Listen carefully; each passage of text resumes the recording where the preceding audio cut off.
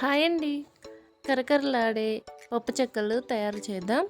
1 KG బియ్యం పిండి, కొత్తిమీర, కరివేపాకు, తగినంత సాల్ట్, 2 స్పూన్లు కారం, జీలకర్ర, వెల్లుల్లి కచ్చాపచ్చాగా దంచుకున్నవి 2 స్పూన్లు వేసి బాగా కలిపి, ఇప్పుడు వేడి నీటితో ఈ విధంగా ఒకసారి స్పూన్తో కలుపుకొని తర్వాత చేత్తో చపాతీ పిండిలాగా కలుపుకోవాలి. తర్వాత ఇది రోటీ మేకర్ అండి. దీంతో ఈ విధంగా ఒత్తుకోవాలి. ఒకవేళ మీ దగ్గర ఇది లేకపోతే చేత్తో పల్చగా ఒత్తుకోవాలి. మందంగా ఒత్తుకుంటే మెత్తగా వస్తాయి, పల్చగా ఒత్తుకుంటే క్రిస్పీగా ఉంటాయి.